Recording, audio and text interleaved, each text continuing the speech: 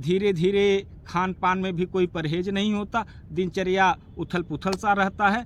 अपने रस की चीज़ें, अपने स्वाद की चीज़ें, अपने मतलब की चीज़ें, अपने मौज की चीज़ें, बस इसी में आप जीवन जीते चले गए तो यकीनन मान के चलिए कि बहुत सारे विकार शरीर में उत्पन्न होने हैं। उनका सामना हमें ही करना है। तो उनका जब सामना करना है तो उसकी अभी से भी जब जागो तभी सवेरा, अभी से ही उसकी तैयारी कर लें। तो सर्दियों का मौसम चल ही रहा है, तो सर्दियों के मौसम से हम अपने शरीर की एंटीबॉडी को बढ़ा के, रोग प्रतिरोधक क्षमता को बढ़ा के, सर्दी खांसी नज़ला जुकाम साइनस स्नोफिलिया, ये ठंड के जितने भी, कफ के जितने भी, शीत के जितने भी रोग हैं, ये सारे रोगों को नष्ट कर सकते हैं। जो अस्थमेटिक लोग हैं सर्दियों में तो उनका जीना, उनका सांस लेना दूभर हो जाता है, सांस फूलने की समस्या बन जाती है। उनके लिए भी यह प्राणायाम बहुत उपयोगी है। जैसे कि इस समय सर्दियों का मौसम है और सर्दी से हम अपने शरीर का एक रक्षा कवच का निर्माण कर लें, तो यह शरीर में रक्षा कवच का निर्माण कैसे होगा जो कि हमें इन सर्दियों से और सर्दियों से होने वाले कुप्रभाव से बचाएगा।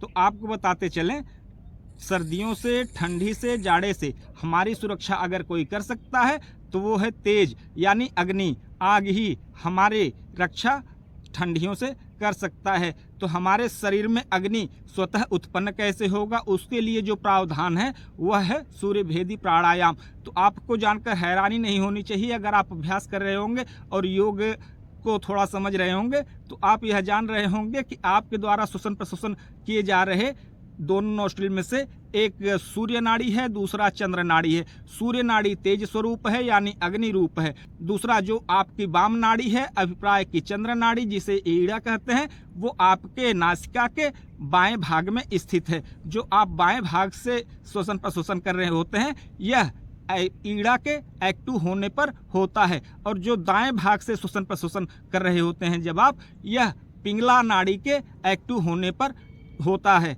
तो अब आप समझ गए होंगे। तो हम श्वसन प्रश्वसन एक समय में एक ही से करते हैं, दूसरा हमारा न्यूट्रल रहता है। जो तेज का, अग्नि का इनपुट है बॉडी में, उसे एक्टिव कर दें, उसे सक्रिय कर दें, तो ठंडी का वह दुश्मन है।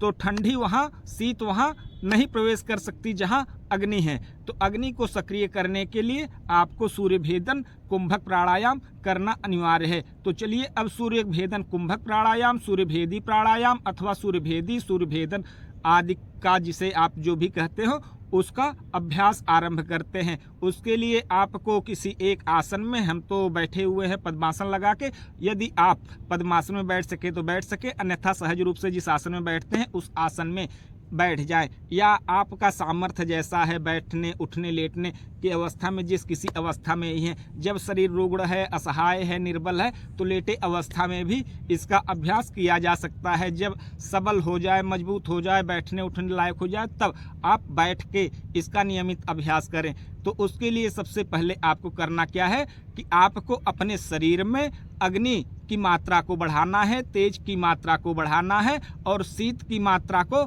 बाहर निकालना है। तो शीत बाहर कैसे आएगा? तो जो आपका राइट नोस्ट्रिल है ये तेज का प्रतीक है और जो लेफ्ट है ये शीत का प्रतीक है। तो हमें शीत को बाहर निकालना है और तेज को अंदर ले जाके उसकी क्वांटिटी को बढ़ाना है, उसकी क्षमता को स्ट्रांग करना है, तभी सर्दियों से हमारी रक्षा हो पाएगी। तो चलिए इसका आरंभ शुरू करते हैं, फिर आपको इसके फायदे के बारे में बताएंगे जिसे जानकर आप चौंक जाएंगे। तो इसकी विधि के लिए आपको बताते चले, आपको जो सांस लेना है, जो वायु आप धारण करेंगे सांस के माध्यम से, वो हमेशा आप दाहिने नथुने से अंदर लेंगे, दाहिने नथुने से अंदर लेंगे और लेने के बाद कुंभक करेंगे, यथाबल कुछ देर तक रोके रखेंगे, होल्ड रखेंगे।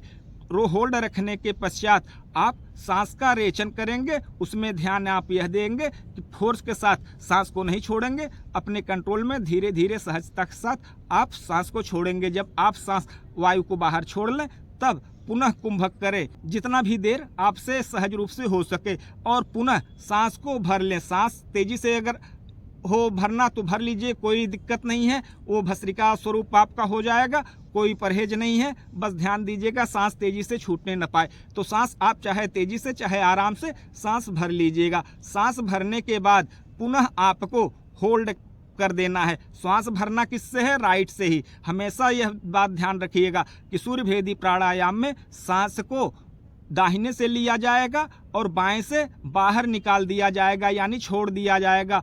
दाहिने से अंदर, बाएं से बाहर, दाहिने से अंदर, बाएं से बाहर, तेज अंदर, शीत बाहर, तेज अंदर, शीत बाहर। तो यह मात्रा तेज की बढ़ती जाएगी और शीत की मात्रा कम होती जाएगी।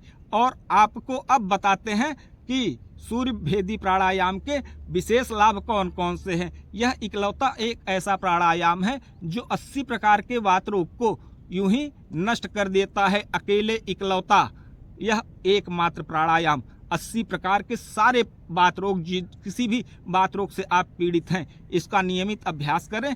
2 समय लगभग आधे घंटे, फिर आप चमत्कार देखें, आपका वात रोग नष्ट होने लगेगा। यह तो रहा इसका पहला विशेष लाभ। और दूसरा विशेष लाभ जानकर आप और ज़्यादा चौंक जाएंगे, क्योंकि हमारे पेट, हमारे उदर में जो कृमि, जो कीड़े, जो स्कैरिस आदि केचुआ वगैरह पड़ जाता है, जिन्हें हम दवा खा के शौच के माध्यम से बाहर निकालते हैं, उसके लिए यह सूर्य भेदी प्राणायाम, सूर्य भेदी कुंभक प्राणायाम इकलौता रामबाण अमोघ अस्त्र है।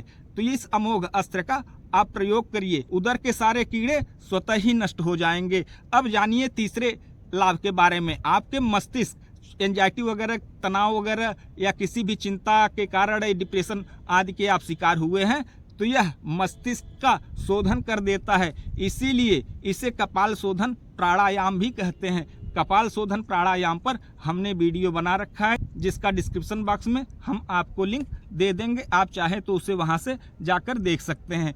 तो अब बात करते हैं इसके कुछ अन्य लाभ के बारे में। जो कफ प्रकृति प्रधान लोग हैं, वो लोग इसका अभ्यास नित्य करें, गर्मियों में भी करें। जो अस्थमेटिक लोग हैं, जो सर्दी खांसी से रेगुलर परेशान रहते हैं, स्नोफिलिया आदि से परेशान रहते हैं, यकीनन मान के चलिएगा कुछ दिन के अभ्यास से आपका ये सारा समस्या जो दिनों दिन आपको परेशान किए हुए था, वो चला जाएगा। विशेष सावधानी आपको इस प्राणायाम में यह देना है, जिसका पित्त प्रकृति है अथवा जो पित्त प्रधान व्यक्ति है, ऐसे लोगों को इसका अभ्यास नियमित रूप से सर्दियों में ही करना चाहिए और गर्मियों में इसका अभ्यास उन्हें नहीं करना चाहिए।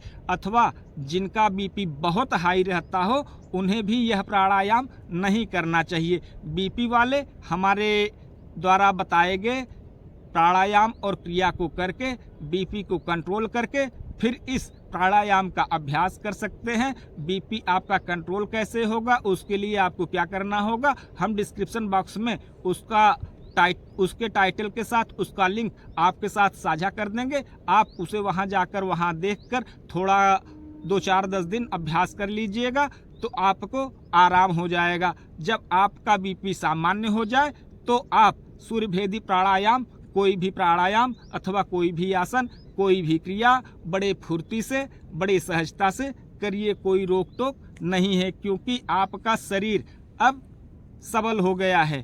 कैसे? इन प्राणायामों को करके। यकीन ना आए, एक बार करिए कुछ दिनों में, तब देखिए। अगर आप पॉजिटिव माइंडसेट बना के इनका अभ्यास करते हैं तो यकीनन मान के चलिए कि आपको चमत्कारिक परिणाम पहले दिन से अनुभूत तो हल्की फुल्की आपको हो जाएगी। अगर पहले दिन, दूसरे दिन, तीसरे दिन नहीं हुई तो 1 सप्ताह 10 दिन जाते जाते आपको काफ़ी अंतर, इतना अंतर दिखने लगेगा कि आप फर्क खुद महसूस कर लेंगे।